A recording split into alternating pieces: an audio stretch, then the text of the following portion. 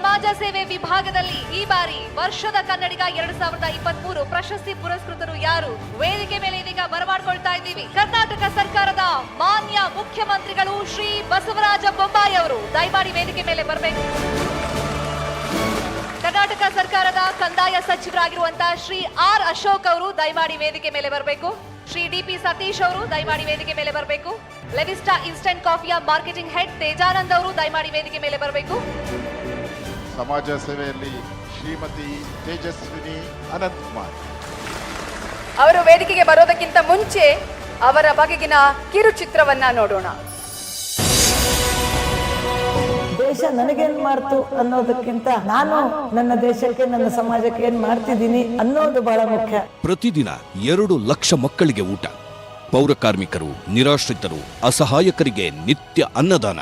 1997ರಲ್ಲಿ ಅದಮ್ಯ ಚೇತನ ಸಂಸ್ಥೆ ಪ್ರಾರಂಭ ಆಯಿತು. 2003ರಿಂದ ಇಲ್ಲಿಯವರೆಗೆ ಸುಮಾರು ಒಂದು 56 ಕೋಟಿ ಜನರಿಗಾಗುವಷ್ಟು ಆಹಾರವನ್ನು ತಯಾರು ಮಾಡಿದೆ. ಕೊರೋನಾ ಟೈಮಲ್ಲಿ ಹೋಟೆಲ್ಗಳು ಮುಚ್ಚಿದಾಗ ಬಡವರಿಗಾಗಿ ತೆರೆದಿದ್ದು ಅದಮ್ಯ ಚೇತನದ ಅಡುಗೆ ಮನೆ.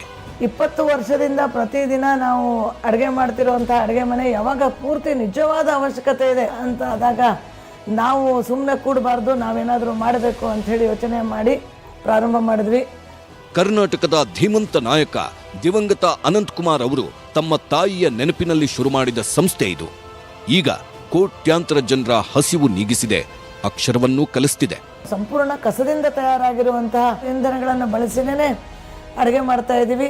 ಈಗ ಕಳೆದ 14 ವರ್ಷದಲ್ಲಿ ಒಂದು LPG ಸಿಲಿಂಡರ್ ಬಳಸದೆ ಇವತ್ತು ಅಡುಗೆ ಮಾಡಲಿಕ್ಕೆ ಸಾಧ್ಯ ಇದೆ ಅನ್ನೋದನ್ನು ಅದಮ್ಯ ಚೇತನ ಸಂಸ್ಥೆ ತೋರಿಸಿದೆ.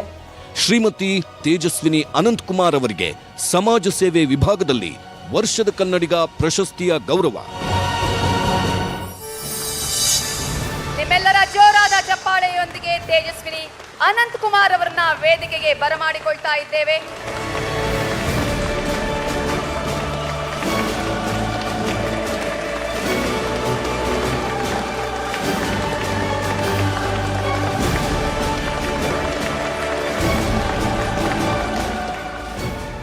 ರಾಜಸ್ಥಾನದ ಜೋಧ್ಪುರ್ನಲ್ಲಿ ನಾವು ಪ್ರಾರಂಭ ಮಾಡಿದ್ದು ಕನ್ನಡ ರಾಜ್ಯೋತ್ಸವ ದಿನ ನವೆಂಬರ್ 1, 2006ರಲ್ಲಿ. ಅದು ಬಿಸಿಬೇಳೆ ಭಾತಿನ ಮುಖಾಂತರ ನಾವು ನಮ್ಮಲ್ಲಿ ಊಟ ಪ್ರಾರಂಭ ಮಾಡಿದ್ವಿ. ಹೀಗಾಗಿ ಕರ್ನಾಟಕ ಇದು ಊಟಕ್ಕೆ ಮತ್ತು ಬೇರೆ ಬೇರೆಯವ್ರಿಗೆ ಊಟ ಬಡಿಸೋದ್ರಲ್ಲಿ ಇಡೀ ಜಗತ್ತಿನಲ್ಲಿ ಹೆಸರು ಮಾಡಿರುವಂಥದ್ದು. ಹೀಗಾಗಿ ಅದಮ್ಯ ಚೇತನ ಸಂಸ್ಥೆಗೆ ಅದು ಈ ಒಂದು ಕನ್ನಡತಿ ಪ್ರಶಸ್ತಿಯನ್ನು ನಾನಿದು ಸಂಸ್ಥೆಗೆ ಅಂಥೇಳಿ ಸ್ವೀಕರಿಸ್ತಾ ಇದ್ದೀನಿ. ಮತ್ತೊಮ್ಮೆ ನಾನು ನ್ಯೂಸ್ 18 ಎಲ್ಲ ಬಳಗಕ್ಕೆ ಹೃತ್ಪೂರ್ವಕವಾದ ವಂದನೆಗಳನ್ನು ಹೇಳಿ ನನ್ನ ಮಾತನ್ನು ಮತ್ತೊಮ್ಮೆ ಅಭಿನಂದನೆಗಳು ಮೇಡಮ್. ಎಲ್ಲರೂ ಕುತೂಹಲದಿಂದ ಕಾಯ್ತಾ ಇರೋದು ಮಾನ್ಯ ಮುಖ್ಯಮಂತ್ರಿಗಳು. ನ್ಯೂಸ್ 18 ವಿಶೇಷವಾಗಿರುವಂಥ ಒಂದು ಕನ್ನಡದ ವಾಹಿನಿ, ಭಾಳ ಉತ್ಕೃಷ್ಟವಾಗಿ ಮತ್ತು ಭಿನ್ನವಾಗಿ ವಿಚಾರಗಳನ್ನು ಕನ್ನಡಿಗರಿಗೆ ಬಿಂಬಿಸುವಂಥ ಕೆಲಸವನ್ನು ಮಾಡಿದೆ. ಹೀಗಾಗಿ ಅದು ಎಲ್ಲ ನ್ಯೂಸ್ ಚಾನೆಲ್ಗಳ ಜೊತೆಗೆ ಪ್ರತ್ಯೇಕವಾಗಿ ತನ್ನ ಸ್ಥಾನವನ್ನು ಗಳಿಸ್ಕೊಂಡಿದೆ ಅನ್ನೋಂಥ ಮಾತನ್ನು ನಾನು ಹೇಳಕ್ಕೆ ಎಲ್ಲ ನ್ಯೂಸ್ ಚಾನೆಲ್ಗಳನ್ನು ನೋಡ್ತಾ ನ್ಯೂಸ್ 18ನಲ್ಲಿ ಬಂದರೆ ಅದರ ಖಾತ್ರಿ ಆಗ್ತದೆ ಅನ್ನುವಂಥದ್ದು ಈಗ ಎಲ್ಲ ನೋಡೋದರ ಒಂದು ಸರ್ಟಿಫಿಕೇಟ್. ಅನ್ಬಯಾಸ್ಡ್ ಆಗಿ ನಾವು ಈ ನ್ಯೂಸನ್ನು ಕೊಡ್ತಿರೋದಕ್ಕೆ ನಮಗೆಲ್ಲರಿಗೂ ಸಂತೋಷ ಆಗಿದೆ.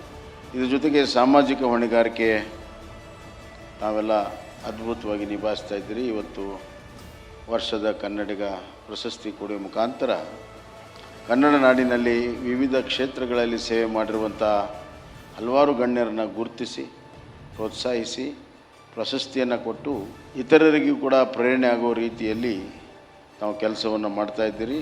ನಾನು ನ್ಯೂಸ್ 18ನ ಎಲ್ಲ ಮಹನೀಯರಿಗೆ ನಾನು ಅಭಿನಂದನೆಗಳನ್ನು ಸಲ್ಲಿಸೋಕ್ಕೆ ಇಚ್ಛೆಪಡ್ತೀನಿ. ನಮ್ಮ ಸರ್ಕಾರವೂ ಕೂಡ ಹಲವಾರು ಪ್ರಶಸ್ತಿಗಳನ್ನು ಕೊಡ್ತದೆ, ಹಲವಾರು ರಂಗದವ್ರಿಗೆ ಆಯ್ಕೆ ಮಾಡಿಕೊಡ್ತದೆ. ಈ ಸುದ್ದಿ ಮಾಧ್ಯಮ ಇನ್ನಷ್ಟು ಕನ್ನಡಿಗರ ಸೇವೆ ಮಾಡಬೇಕಾದ್ರೆ ಈ ಥರ ಉತ್ತಮ ಸಾಧನೆ ಮಾಡಿದವರ ಬಗ್ಗೆ ಮತ್ತು ಯಾತಕ್ಕಾಗಿ ಸಾಧನೆ ಮಾಡಿದ್ದಾರೆ ಅದನ್ನು ತಾವು ಬಿಂಬಿಸುವಂಥ ಕೆಲಸವನ್ನು ಮಾಡಬೇಕು. ನಾವು ಗುರುತಿಸೋದಕ್ಕೂ ನೀವು ಗುರುತಿಸೋದಕ್ಕೂ ವ್ಯತ್ಯಾಸ ಇಷ್ಟೇ.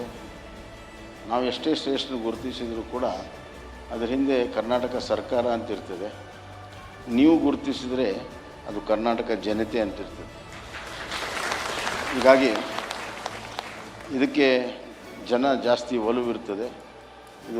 ಇದನ್ನು ಪಡ್ಕೊಂಡವ್ರಿಗೂ ಕೂಡ ಹೆಮ್ಮೆ, ಕೊಟ್ಟವ್ರಿಗೂ ಕೂಡ ಹೆಮ್ಮೆ, ಮತ್ತು ಇದನ್ನು ಕೊಡೋದಕ್ಕೆ ಬಂದಂಥ ಮುಖ್ಯ ಅತಿಥಿಗಳಿಗೂ ಕೂಡ ಹೆಮ್ಮೆ. ಅಂಥ ಹೆಮ್ಮೆಯ ಒಂದು ಸಭೆಗೆ ನಮ್ಮನ್ನೆಲ್ಲ ಕರೆದು ಅವಕಾಶವನ್ನು ಮಾಡಿಕೊಟ್ಟಿದ್ದೀರಿ.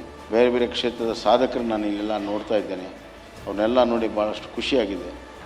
ಇಡೀ ಕರ್ನಾಟಕದ ಕ್ರೀಮ್ ಎಲ್ಲಿದೆ, ಕರ್ನಾಟಕದ ಭವಿಷ್ಯ ಎಲ್ಲಿದೆ, ಅವ್ರ ಜೊತೆಗೆ ಸಮಯ ಕೇಳೋಕ್ಕೆ ಅವಕಾಶ ಮಾಡಿಕೊಟ್ಟು